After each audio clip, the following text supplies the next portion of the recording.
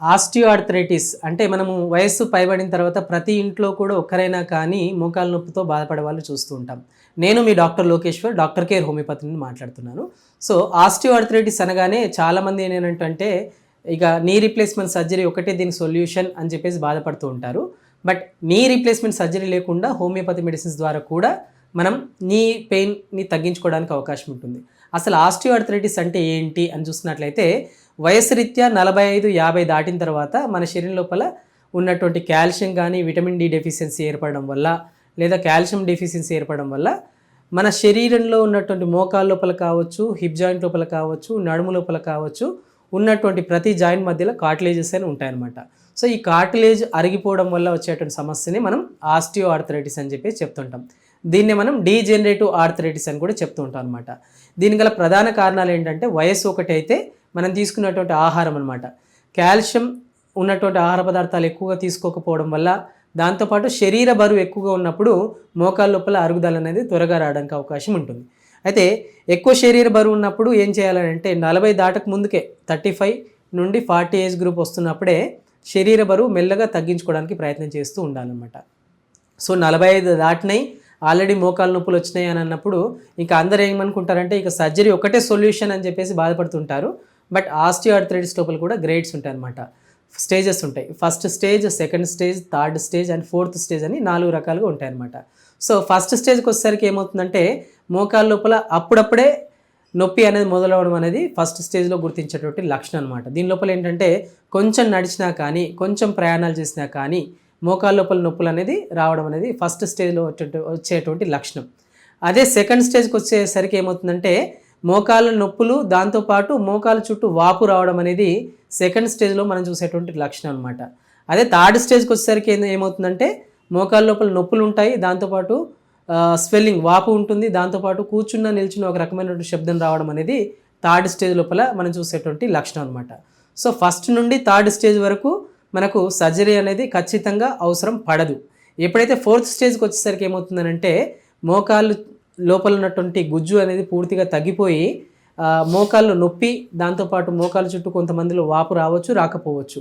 మోకాళ్ళ నొప్పి, దాంతోపాటు వాపు, దాంతోపాటు కూర్చున్న నిల్చున్న ఒక రకమైనటువంటి శబ్దం రావడం, దాంతోపాటు జాయింట్ మూమెంట్ అనేది రెస్ట్రిక్ట్ అవ్వడం అనేది ఫోర్త్ స్టేజ్ లోపల మనం చూస్తుంటాం అనమాట.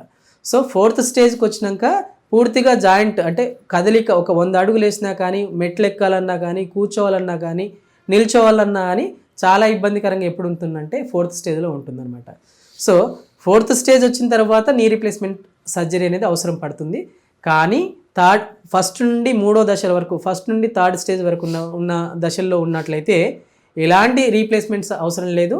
వాటిని న్యాచురల్ వేలో మన శరీరంలో కలిగినటువంటి మార్పులు ఏంటి అనేది గుర్తించుకుంటూ, ఫర్ సపోజ్ శరీరం లోపల కాల్షియం డెఫిషియన్సీ ఉంది, విటమిన్ డి డెఫిషియన్సీ ఉంది, B12 డెఫిషియన్సీ ఉంది, లేదా చుట్టూ ఉన్నటువంటి లిగమెంట్స్లో కానీ టెండాన్స్లో కానీ ఏదైనా మార్పు వల్ల నొప్పి రావడానికి కూడా అవకాశం ఉంటుంది.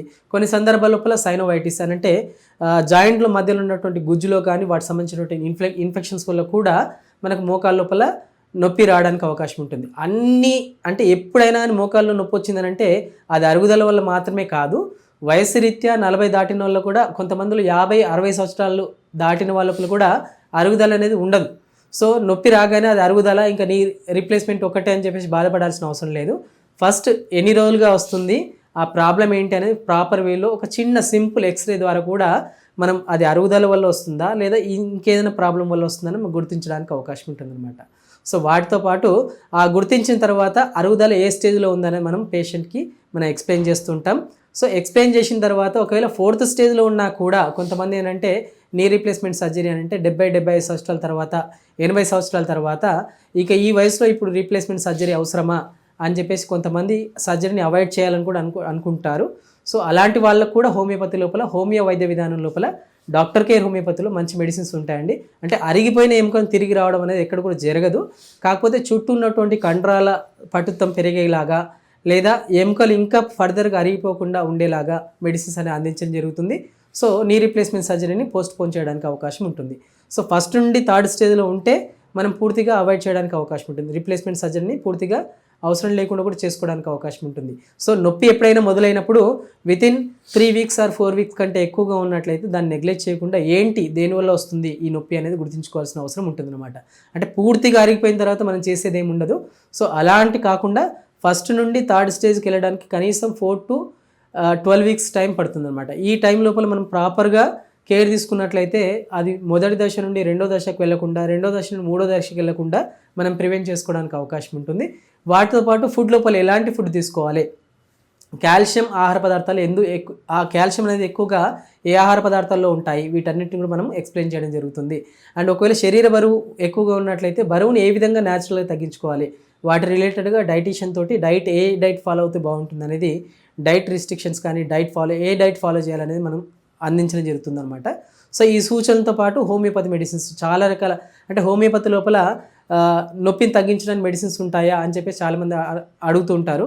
బట్ నొప్పిని తగ్గించడమే కాదు, చుట్టూ ఉన్నటువంటి కండరాల పటుత్వం పెరిగేలాగా అండ్ గుజ్జులో మార్పు వచ్చే విధంగా కూడా మెడిసిన్స్ అందుబాటులో ఉంటాయి. సో హోమియోపతి లోపల దాదాపుగా 200 నుండి 300 మెడిసిన్స్ ఉన్నాయండి, ఎస్పెషల్లీ ఈ జాయింట్కి రిలేటెడ్గా ఉన్నటువంటి మెడిసిన్స్ అనమాట. సో వాటి లోపల ప్రధానంగా రస్టాక్స్ కావచ్చు, ఆర్నికా కావచ్చు, ఇవి టెంపరీగా పెయిన్ రిలీఫ్ కోసం వాడేటువంటి మెడిసిన్స్. కొంతమంది ఏం చేస్తుంటారంటే ఈ పెయిన్కి రిలేటెడ్గా, అంటే హోమియోపతి మెడిసిన్స్ ఈ మధ్యలో ఎప్పుడు ఎక్కువ చూస్తున్నాం, చాట్ జీపీటీలో చూసి ఈ మెడిసిన్స్ వాడు కూడా తగ్గిపోతుంది అని చెప్పేసి అనుకుంటుంటారు. బట్ అది కూడా ప్రాపర్ వేలో ఎలా యూజ్ చేయాలనేది ఒకసారి మీ దగ్గర ఉన్న డాక్టర్కి హోమియోపతిని సంప్రదించి ఒక ప్రాపర్ వేలో జెనెటిక్ కాన్స్టిట్యూషన్ ట్రీట్మెంట్ ద్వారా మెడిసిన్స్ అనేది తీసుకున్నట్లయితే దాంతోపాటు శరీరం లోపల కలిగినటువంటి మార్పులు ఏంటి వాటన్నిటి గుర్తించి మెడిసిన్స్ అందించడం వల్ల మనం ఆస్టియోఆర్థరైటిస్ని కూడా అధిగమించడానికి అవకాశం ఉంటుంది. మరెందుకు ఆలస్యం, స్క్రీన్ మీద ఉన్నటువంటి నెంబర్కి కాల్ చేసి మీ దగ్గర ఉన్నటువంటి డాక్టర్ కేర్ హోమియోపతిని సంప్రదించండి. ఆస్టియోఆర్థరైటిస్ని కూడా న్యాచురల్ వేలో హీల్ చేసుకోవడానికి అవకాశం ఉంటుంది.